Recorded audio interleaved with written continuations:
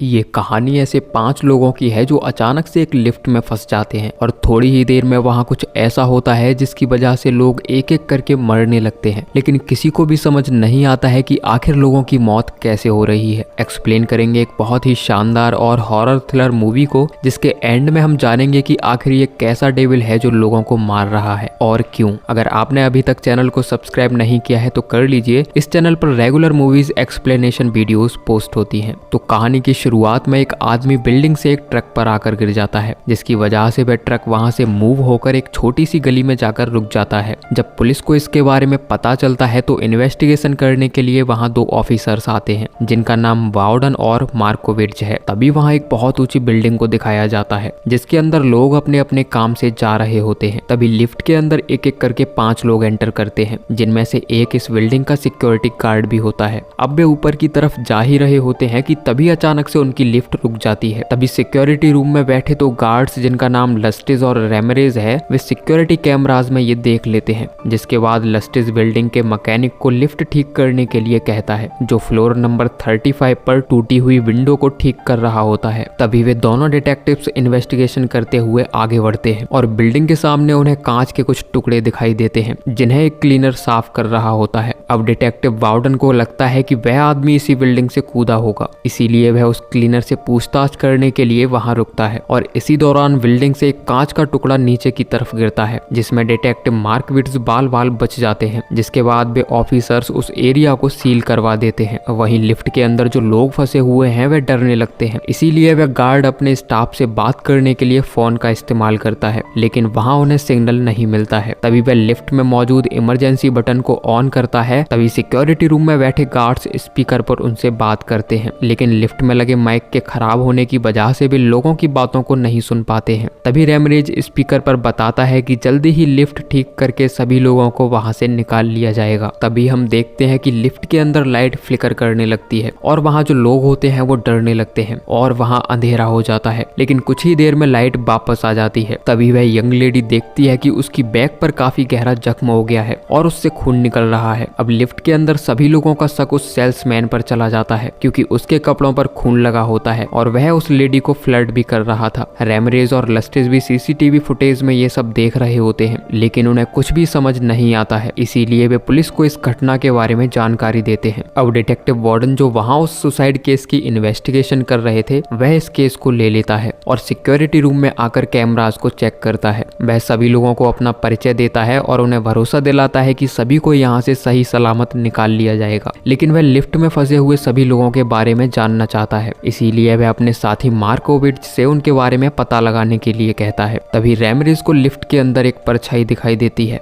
उसे लगता है कि ये डेविल है और वह काफी डर जाता है। तभी एक बार फिर से लाइट चली जाती है और लिफ्ट में अंधेरा हो जाता है। जब लाइट वापस आती है तो सभी लोग डर के मारे चीखने चिल्लाने लगते हैं, क्योंकि उस सेल्समैन का किसी ने कत्ल कर दिया था। अब वार्डन को लगता है कि इन्हीं तीनों में से किसी ने ये मर्डर किया है, इसीलिए वह सभी लोगों को बॉडी से दूर रहने के लिए कहता है। अब लस्टिस ये देखकर काफी डरने लगता है और उसे लगता है कि डेविल धरती पर आ चुका है, क्योंकि जब भी वह आसपास होता है तो चीजें अपने आप ही गलत होने लगती हैं। जब वार्डन उसकी बातों पर भरोसा नहीं करता है तो वह एक ब्रेड के टुकड़े को हवा में उछालता है, जो जमीन पर उल्टा गिरता है, लेकिन वार्डन इन सब बातों में यकीन नहीं करता और वह लोगों को रेस्क्यू करने के लिए वहां सभी फोर्सेस को बुलवा लेता है। और वार्डन उस विंडो के पास जाता है जहां से वह आदमी नीचे कूदा था। फोरेंसिक टीम को वहां एक नोट मिलता है जिसमें लिखा था कि वह डेविल के फुट स्टेप्स को सुन सकता था और इसीलिए उसने अपनी जान ले ली। वार्डन को यह सब बहुत ही अजीब लग रहा होता है। वहीं वार्डन को उस सेल्समैन के बारे में पता चलता है कि वह एक फ्रॉड इंसान था, जिसने कई सारे लोगों के साथ धोखा किया था। वहीं बिल्डिंग में मौजूद मैकेनिक लिफ्ट ठीक करने के लिए नीचे उतरता है, लेकिन तभी वहां बैठे कुछ पक्षियों के उड़ने से वह डर जाता है और उसके हाथों से रस्सी छूट जाती है, जिसकी वजह से वह लिफ्ट के ऊपर जाकर गिरता है और उसकी मौत हो जाती है। जब वार्डन को यह पता चलता है तो उसकी चिंता और बढ़ जाती है, इसीलिए वह दीवार को तोड़कर लिफ्ट खोलने का ऑर्डर देता है। अब लस्टिस वार्डन से कहता है कि इन सबके पीछे डेविल का हाथ है। जिसके बाद वार्डन को गुस्सा आ जाता है और वह अपने पर्स से निकालकर एक नोट दिखाता है जिस पर लिखा होता है आई एम सॉरी। दरअसल आज से 5 साल पहले एक कार एक्सीडेंट में उसकी पत्नी और बेटे की मौत हो गई थी और वह नोट उसी आदमी ने गाड़ी में छोड़ा था जिसने ये एक्सीडेंट किया था और यही कारण था कि वार्डन अब किसी भी भगवान में विश्वास नहीं करता है। अब वार्डन और उसके साथी उन लोगों की पहचान करने के लिए बिल्डिंग में लगे सीसीटीवी और विजिटर लॉक का इस्तेमाल करते हैं और उन्हें पता चलता है कि लिफ्ट में मौजूद गार्ड एक क्रिमिनल है जिसका नाम वैन लॉरेंसन है और उसने कई लोगों को पीट पीट कर कोमा में पहुंचा दिया है। और उस यंग लेडी का नाम सारा है जो अमीर लोगों से शादी करके उन्हें अपने जाल में फंसा लेती है और बाद में उनकी सभी संपत्ति को चुरा लेती है। तभी वे कैमरा में उस बूढ़ी औरत को देखते हैं जो वहां रखे पर्स को चुरा लेती है और उसका नाम जैन कॉस्की है। लेकिन लिफ्ट के अंदर जो मैकेनिक होता है उसके बारे में डिटेक्टिव के पास कोई जानकारी नहीं होती है, लेकिन वह सीसीटीवी में देखता है कि ये आदमी बिल्डिंग के अंदर एक बैग के साथ आया था जो अब उसके पास नहीं है। अब डिटेक्टिव उस बैग को ढूंढने के लिए वॉशरूम में जाते हैं जिन्हें वो बैग मिल जाता है जिसके अंदर वे सभी टूल्स होते हैं जो लिफ्ट को ठीक करने के काम आते हैं। अब वार्डन को उस आदमी पर शक हो जाता है और तभी फिर से लिफ्ट के अंदर अंधेरा हो जाता है और जब लाइट वापस आती है तो देखते हैं कि वह बूढ़ी औरत एक लाइट केबल से कोने में लटकी हुई है जो अब मर चुकी है। जब वार्डन ये देखता है तो वह उस पूरी बिल्डिंग को सील करवा देता है और सभी लोगों को लॉबी में इकट्ठा होने के लिए कहता है। तभी बिल्डिंग के बाहर एक लेडी को दिखाया जाता है जो अंदर आने की कोशिश करती है लेकिन सिक्योरिटी उसे रोक लेती है। वहीं लिफ्ट के अंदर सारा और बैन को उस मैकेनिक पर शक हो जाता है। उन्हें लगता है कि इसी ने सबका मर्डर किया है, जिसके बाद उन दोनों के बीच फाइट शुरू हो जाती है। तभी रैमरेज को दिखाया जाता है जो उन लोगों के लिए प्रे कर रहा होता है, लेकिन वार्डन वहां आकर उन लोगों को शांत करवा देता है और सभी को अपने अपने हाथ बॉल से लगाकर खड़े रहने के लिए कहता है। अब वार्डन रैमरेज से पूछता है कि अगर यहाँ सच में डेविल है तो उन लोगों को कैसे बचाया जा सकता है। रैमरेज कहता है कि इन लोगों को बचाना नामुमकिन है, अब ये सभी लोग मारे जाएंगे। तभी वार्डन लॉबी में जाकर सैरा के वकील से मिलता है और उसे सैरा के बारे में सब कुछ बताने के लिए कहता है। उसका लॉयर बताता है कि सैरा को उसके पति के इल्लीगल मनी के बारे में पता चल चुका है, इसीलिए वह उसे डिवोर्स देने यहाँ आई थी। तभी लस्टिस को दिखाया जाता है जो बिल्डिंग में वाटर वॉल को बंद करने जाता है और वह देखता है कि वहाँ एक वायर के पानी में गिरने से स्पार्किंग हो रही है जिसे वह एक स्टिक की मदद से ऊपर रखने की कोशिश करता है, लेकिन तभी उसे करंट लग जाता है और उसका पूरा शरीर जल जाता है। तभी वार्डन को पता चल जाता है कि बिल्डिंग के अंदर जिस कंपनी के सिक्योरिटी गार्ड्स तैनात हैं वह कंपनी सारा के पति की है और अब उसका शक वार्डन पर चला जाता है जो अभी लिफ्ट के अंदर मौजूद सारा को उसके पति के कहने पर मारने आया होगा। वहीं लिफ्ट के अंदर एक बार फिर से लाइट फ्लिकर होना शुरू हो जाती है और लाइट्स ऑन होने पर वार्डन देखता है कि उस गार्ड्स को भी किसी ने मार दिया है। अब वार्डन एकदम शॉक्ड हो जाता है क्योंकि जिस आदमी पर वह शक कर रहा था उसकी भी अब मौत हो चुकी है और अभी तक किसी को भी समझ नहीं आ रहा होता है कि आखिर असली मर्डरर कौन है। अब सारा और वह आदमी एक दूसरे पर शक करने लगते हैं और एक दूसरे पर हमला करने के लिए आमने सामने खड़े हो जाते हैं, लेकिन किसी तरह वार्डन उन्हें समझाकर शांत कर देता है। लेकिन अभी भी सारा ने एक कांच का टुकड़ा अपनी पॉकेट में छुपा लिया होता है और तभी एक बार फिर से लिफ्ट में अंधेरा हो जाता है और हम देखते हैं कि अब सारा का भी किसी ने गला काट दिया है और वह बुरी तरह तड़प रही है। तभी हम देखते हैं कि वह महिला किसी तरह बिल्डिंग के अंदर आ जाती है जो वार्डन को बताती है कि ये उसका फियांसे है जो जॉब इंटरव्यू के लिए यहाँ आया था और उसे टूल्स आगे ले जाने की परमिशन नहीं थी, इसीलिए उसने उन्हें वॉशरूम में छुपा दिया और उसका नाम टॉनी जैन कॉस्की है। अब वार्डन ये नाम सुनकर शॉक्ड हो जाता है क्योंकि उसे लगता था कि जैन कॉस्की तो उस बूढ़ी औरत का नाम है। तभी हम देखते हैं कि वह ओल्ड लेडी फिर से जिंदा हो जाती है जिसे देखकर वार्डन और उसके सभी लोग शॉक्ड हो जाते हैं। अब उस महिला की आंखें काली हो जाती हैं और लोगों को समझ आ जाता है कि ये डेविल है, जिसके बाद वह टॉनी से कहती है कि आर यू रेडी, और कहानी एक फ्लैशबैक में चली जाती है जहां हम देखते हैं कि टॉनी की वजह से एक कार एक्सीडेंट में लेडी और उसके बच्चे की मौत हो जाती है। अब टॉनी को अपनी गलती का एहसास हो जाता है। वह डेविल से उसकी जान लेकर सारा को जिंदा करने के लिए कहता है, लेकिन डेविल कहता है कि ऐसा नहीं हो सकता। अब अचानक से लिफ्ट तेजी से नीचे की ओर जाने लगती है और सभी लोग डर जाते हैं, जिसके बाद टॉनी वॉकी टॉकी को उठाकर वेडॉन के सामने कन्फेस करता है और उसे बताता है कि आज से 5 साल पहले एक कार एक्सीडेंट में उसकी वजह से एक लेडी और उसके बच्चे की मौत हो गई थी और ये बात उसने सभी लोगों से छुपाई थी। जब वार्डन ये सुनता है तो वह शॉक्ड हो जाता है क्योंकि जो लोग उस एक्सीडेंट में मारे गए थे वह उसी का परिवार था और इसीलिए डेविल ने इस केस के लिए उसे चुना था। और लिफ्ट के अंदर जितने भी लोग थे कहीं ना कहीं सभी ने बुरे काम किए थे, जिनकी सजा देने के लिए डेविल यहाँ आया था। अब टॉनी के कन्फेस करने से डेविल की शक्तियां थोड़ी कम हो जाती हैं और वह टॉनी को छोड़ देता है। और तभी हम देखते हैं कि लिफ्ट में अचानक से अंधेरा हो गया है और रेस्क्यू टीम आकर उन सभी लोगों को वहां से बाहर निकाल लेती है। लेकिन डिटेक्टिव देखता है कि वह लेडी वहां से गायब हो जाती है। अब उन सभी लोगों की डेड बॉडीज को बाहर निकाला जाता है और वार्डन टॉनी को अरेस्ट कर लेता है। जब वह टॉनी को लेकर पुलिस स्टेशन जा रहा होता है तो वह रिवील करता है कि जिस कार एक्सीडेंट में लोग मारे गए थे वह उसका ही परिवार था और वह हमेशा से उसे पकड़ना चाहता था, लेकिन अब वह उसे माफ करता है और ये कहानी यहीं खत्म हो जाती है। तो ये थी कहानी डेविल मूवी की, जिसे 2010 में रिलीज किया गया था। बाकी आप कमेंट करके बताओ कि आपको ये कहानी कैसी लगी। मिलते हैं अगली वीडियो में, तब तक के लिए जय श्री कृष्ण।